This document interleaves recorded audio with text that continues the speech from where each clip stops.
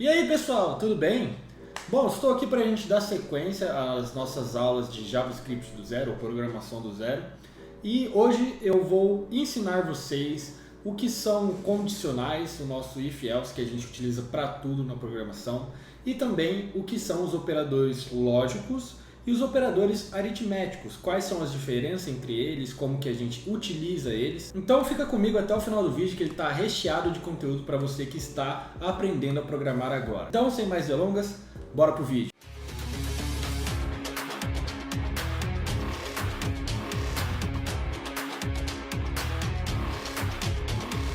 Bom pessoal, eu estou aqui no VS Code. Para quem não sabe como começar a estudar programação nem nada disso, eu já deixei aqui também alguns outros vídeos onde eu explico como você pode começar a escrever os seus códigos de JavaScript. Eu mostrei uma plataforma, mostrei como fazer esse setup que eu estou utilizando hoje aqui. E hoje, especialmente, eu vou utilizar uma extensão chamada CodeRunner. Cadê? Olha só, CodeRunner tem C, C++, JavaScript. E aí o que acontece? A gente simplesmente escreve o código aqui e dá um playzinho aqui em cima, que ele roda o nosso código, e aí a gente consegue ver se o que a gente está fazendo está funcionando ou não. Bom, hoje nós vamos aprender sobre condicionais e operadores lógicos e aritméticos. Vamos começar com os operadores aritméticos, que eles são mais fáceis de se compreender. Hoje, deixa eu criar aqui um index.js para a gente começar a escrever nosso código. Hoje, o que a gente vai ver? A gente vai utilizar muito uma funçãozinha chamada console.log, e aí dentro de parênteses a gente coloca o que ele quer, o que a gente quer que ele mostre pra gente. Então a gente vai utilizar muito essa funçãozinha aqui para mostrar o que está acontecendo de fato. Lembrando que a gente já teve uma aula sobre variáveis e sobre tipos, sobre algoritmos, sobre fluxograma. Então eu vou deixar o link para vocês aqui nos cards. Então vamos lá. Primeira coisa, o que são operadores lógicos e o que são operadores aritméticos? Os operadores lógicos, eles servem para fazer uma pergunta, né? No caso, esse valor é maior do que esse valor é menor do que esse valor ele é diferente, e esse daqui com esse daqui, o que dá certo? Então, os operadores lógicos, eles fazem uma pergunta e o resultado deles é uma resposta de verdadeiro ou falso. Então, todos esses operadores lógicos aqui, eles nos retornam ou verdadeiro ou falso, no caso, mas a gente vai ver isso um pouquinho mais para frente. Vamos começar com os operadores aritméticos. Um dos operadores aritméticos nós já até utilizamos nos outros vídeos, que é o operador de igual, no caso aqui, de atribuição. Então, quando a gente cria uma constante, por exemplo, const valor igual a 10, esse igual aqui nós estamos fazendo uma atribuição, que é o nosso operador aritmético. Então, o igual já é conhecido por nós. Aí nós temos o operador de adição, subtração, divisão, multiplicação, e nós temos o operador ali de resto. Essa porcentagem aqui significa o resto de uma divisão. Então, vamos lá ver cada um desses operadores. Se eu tenho aqui, por exemplo, a minha idade, e eu tenho 27 anos, certo? Se eu quero saber quantos anos eu vou ter o ano que vem, eu vou somar mais um. Então, console.log, e aqui dentro eu vou colocar o que eu quero que mostre no console. Então, o que eu faço? Age mais 1, vou dar um play, ele mostrou pra gente 28.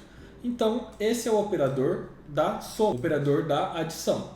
Então, new age igual age mais 1, e aí eu tenho 28. Olha lá, 28. Se eu queria saber quantos anos eu tinha o ano passado, const age menos 1, e aí eu vou ter 26. Olha lá, 26. Se eu quero fazer uma conta, estou lá no mercadinho, quero saber o valor, no caso eu tenho lá uma latinha de coca 3,50, 3,5. E eu vou comprar 5 dessas latinhas de coca. Então, 3,5, lembrando que para representar números com casas decimais a gente utiliza o ponto e não a vírgula. Então, 3,5 vezes 5 vou dar um play. Olha lá, o resultado da minha compra, o total deu 17,5. Então, nós temos o valor da multiplicação também. Temos o valor da divisão. Imagina que eu vou dividir esse valor, né? Eu vou dividir em 3 amigos. Então, const total, valor dividido por 3. O total que cada um vai pagar vai ser, deixa eu dar um play, 5,8333333. E aí depois, mais pra frente, eu posso mostrar para vocês como arredondar ou como truncar esse valor aqui para ele não ficar com essa dízima aqui pra gente. Então, nós temos adição, subtração, multiplicação, divisão. Ficou faltando o resto. O operador do resto, ele pega um número, por exemplo, divide por outro número. Imagina que eu vou dividir 5 por 2. 5 dividido por 2 não dá um número exato. Então, no caso, o resto dessa operação seria o valor 1. Porque 2 vezes 2 é 4, falta 1 para completar 5. Então, vamos ver isso aqui, ó. 5 do resto da operação por 2, ele vai dar pra gente... Opa, deixa eu dar um play aqui. Ele vai dar pra gente 1. O resto da nossa operação foi 1. Então, esses são os operadores aritméticos. Nós utilizamos ele para fazer cálculos, tudo bem? Como vocês podem ver, nós estamos trabalhando com números, nós não mexemos com string aqui. Então, esses são os operadores aritméticos. E agora, o que são os operadores lógicos? Para que nós utilizamos eles? Os operadores lógicos, eles se tornam para a gente sempre verdadeiro ou falso. E a combinação deles, né, a gente faz com variáveis, com constantes. Porque a gente tem que fazer uma pergunta para o sistema e ele tem que responder para a gente algo. Então, vamos começar com o mais simples. O que é esse igual ou igual? Quando eu coloco igual igual, eu quero saber se um valor ele é igual ao outro. Eu estou fazendo uma pergunta. Se eu utilizo somente um igual, eu estou atribuindo. Então eu falo, vamos dizer aqui, eu tenho let A, que é 10, e eu tenho let B, que é 5, tá? Duas variáveis. Vou comentar isso aqui para não confundir a cabeça de vocês. Se eu faço A igual a B, e eu dou um console log nisso, e eu dou um play, olha só, o A, ele recebeu o valor 5. Agora, se eu coloco aqui, né, eu teria que colocar aqui dentro, A igual a B, eu estou perguntando se o A, ele é de fato igual a B.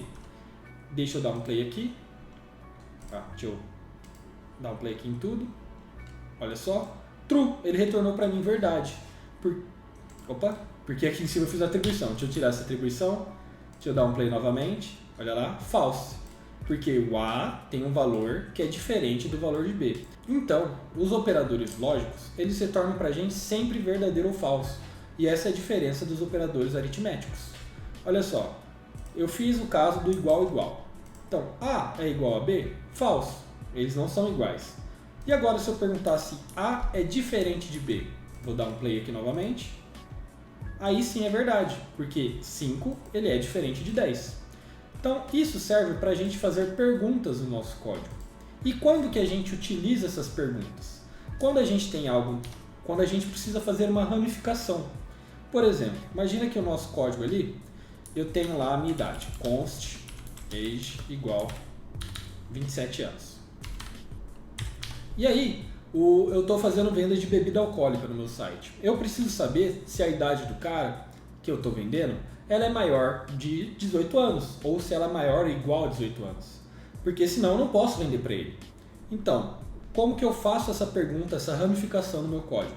Eu utilizo carinha if, que nada mais é do que o nosso se. Então, if, aí entre parênteses, e aqui eu coloco o que eu quero perguntar. E o que eu quero perguntar? Eu quero perguntar se age, no caso, é maior que 18 anos. Se age for maior que 18 anos, aqui eu vou abrir chaves, porque se isso daqui for verdade, eu vou executar o que tem aqui dentro.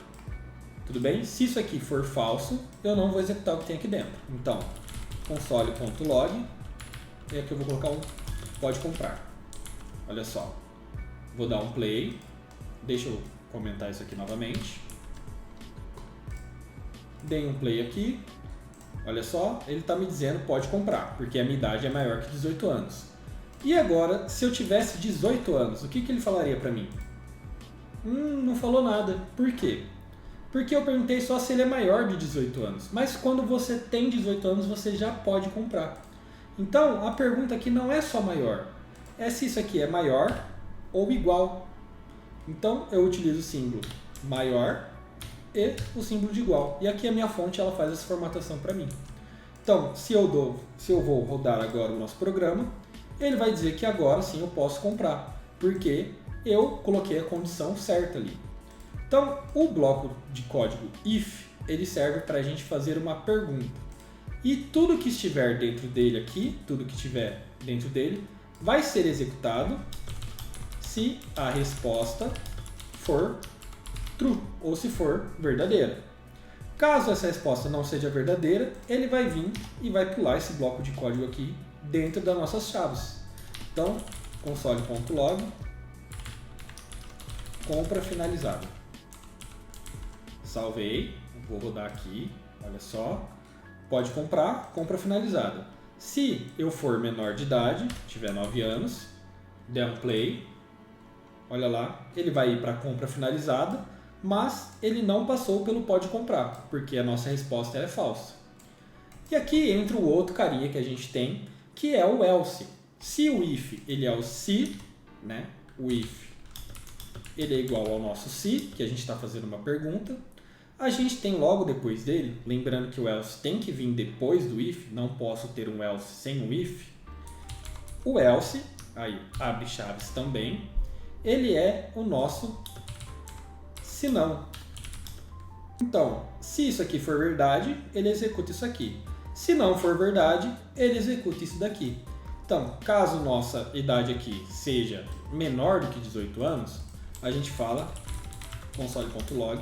Aqui a gente tem 1, aqui a gente tem 0, aqui a gente tem 1 e aqui a gente tem 1.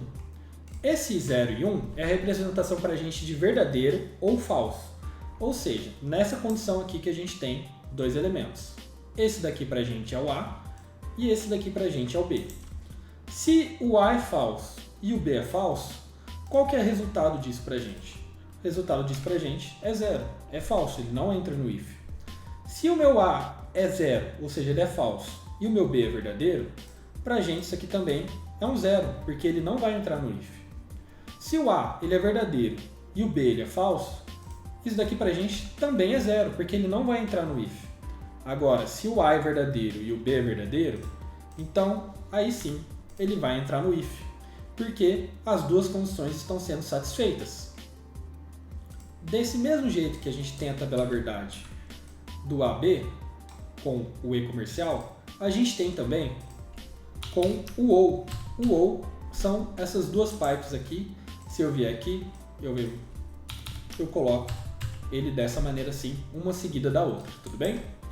Qual que é o OU? O OU, ou o A tem que ser verdadeiro, ou o B tem que ser verdadeiro para satisfazer a minha condição. Então, vamos refazer aqui o nosso resultado. Olha só. O A é falso e o B é falso. Então, se os dois são falsos, o meu A ou B também é falso. A é falso, B é verdadeiro. Opa, ou é A ou é B que tem que ser verdadeiro. Se o B é verdadeiro, então ele entra no meu if. O A é verdadeiro, então ele entra no meu if. O A e o B são verdadeiros, então ele também entra no meu if. E dessa maneira a gente tem a tabela verdade do operador lógico OU. Vamos para mais um operador lógico, o da negação. O meu B, ele é falso. Digamos que age. O meu B, no primeiro caso, ele é falso. O operador da negação, ele inverte o valor que a gente tem. Então, no nosso código seria algo mais ou menos assim. RG é igual a 1, 2, 3, 4. Dei um play. Aqui nesse caso, ele é verdadeiro. Eu vou trocar aqui para ele ser falso. É igual a 1, 2, 4. Troquei. Olha só, não aparece mais nada. Então quer dizer que essa operação ela é falsa. Se eu pego esse elemento aqui, que é o nosso B, e eu faço uma negação, eu ponho ponto de exclamação, o que eu estou fazendo? Eu estou pegando o valor que é falso. Se ele é falso, eu vou inverter ele, ele vai ser verdadeiro. Então, se eu der um play aqui agora, deixa eu salvar, né?